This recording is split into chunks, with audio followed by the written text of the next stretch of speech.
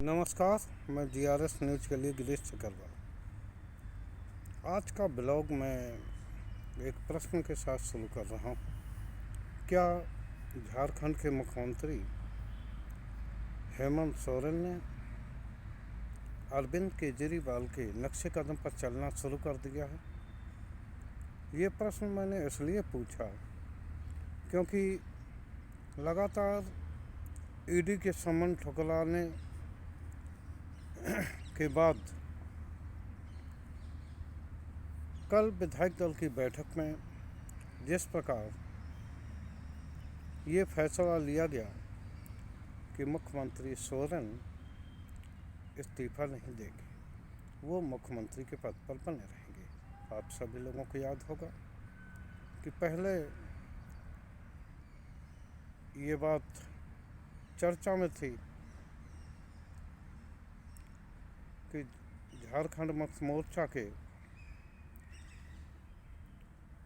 विधायक सरफराज आलम के इस्तीफे के बाद खाली हुई सीट से मुख्यमंत्री की पत्नी कल्पना सोरेन मुख्यमंत्री की शपथ लेंगी और उसी खाली सीट से चुनाव लड़कर अपने सीट को बरकरार रखेंगी। कल जिस तरह से विधायक दल की बैठक में, हालांकि विधायक दल की खुद की बैठक तो थी, लेकिन साथ में राजद और कांग्रेस, एक तरह से ये इंडिया गठबंधन की भी बैठक मानी जा रही।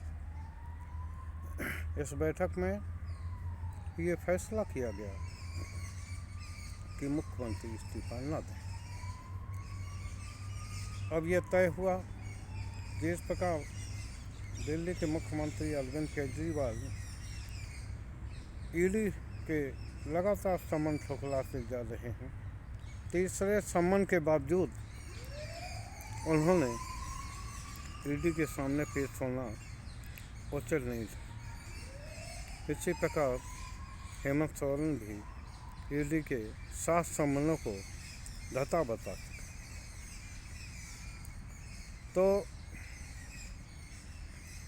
आखिर इसका क्या संदेश? क्या इंडिया गठबंधन ने यह फैसला कर लिया है कि वो अब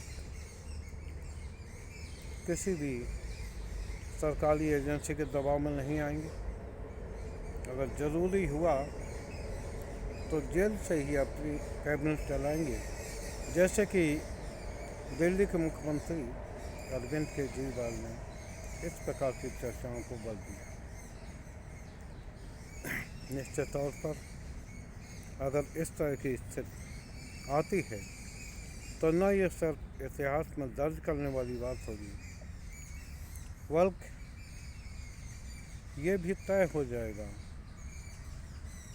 कि सरकारी दमन के खिलाफ अब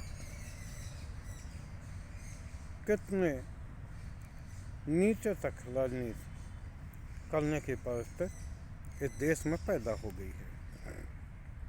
क्योंकि अभी तक तो मर्यादा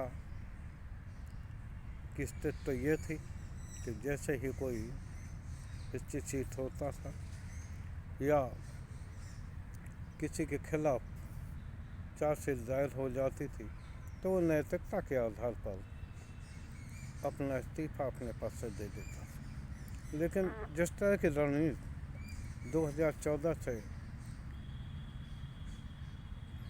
इस देश ने देखी, दलों को तोड़ने के लिए किस प्रकार सरकारी एजेंसियों का इस्तेमाल हुआ, उसकी तो कोई भी मिसाल मिल ही नहीं सकती। और जिन लोगों पर केंद्रीय मंत्रियों, यहाँ तक कि प्रधानमंत्री ने आरोप लगाए, जब वो एनडीए के पक्ष में जाकर खड़े हो गए तो न सिर्फ उनके सभी अपराध गौड़ हो गए, बल्कि चलती हुई जांच तक रोक दी गई। इसमें हेमंत बिस्वा शर्मा, शैलेंद्र अधिकारी, अजीत पवार, अजय तारकर और छगन भुजबल आज लोग गिने जा सकते हैं। यहाँ ये प्रश्न उठता है कि क्या सरकारी एजेंसियों का दुरुपयोग करना उचित है? मैं अपने इस पर प्रश्न नहीं उठा रहा हूँ कि भ्रष्टाचार में लिप्त लोगों पर कार्रवाई नहीं होनी चाहिए। मेरा स्पष्ट तौर पर मानना है भ्रष्टाचार चाहे जिसने किया हो उस पर कड़ी कार्रवाई की ही जानी चाहिए, लेकिन जिस तरह से सत्ताधारी दल सिर्फ तरीके से कार्रवाई कर रहा है और अपने दल में शामिल होने वाले उन भ्रष्ट लोगों पर कार्रवाई को रोक रहा है, उससे ये सवाल तो उठ ही रहे हैं कि आखिर राजनीति में कितनी नैतिकता बची है, या सरकारी एजेंसियों का दमन चक्र के सहारे अपने गठबंधन को, अपनी सरकार को मजबूत किया जाए। और इससे जुड़ी ही एक खबर और है कि दिल्ली में भी अरविंद केजरीवाल ने लगभग ये तय कर लिया है।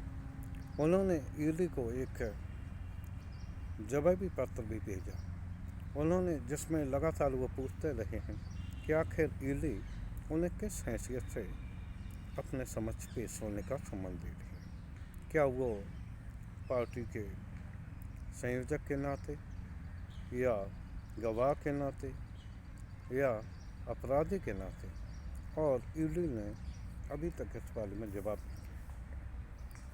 कल क्षेत्रीय मंत्री, शिक्षा मंत्री हैं और क्षेत्रीय विधायक कालका जी से, आतिशी जी से अपनी चर्चा में स्पष्ट तौर पर उन्होंने कहा कि आखिर ईडी इस बात का जवाब क्यों नहीं दे रही है कि अरविंद केजरीवाल को आखिर किस हैसियत से बुलाया जाए। तो ऐसा महसूस हो रहा है कि जिस प्रकार दिल्ली के मुख्यमंत्री जिस प्रकार का नीति पर चल रहे हैं, जिस प्रकार का आचरण कर रहे हैं, झारखंड के मुख्यमंत्री भी संभवतः उसी मार्ग पर चलने का फैसला कर चुके हैं।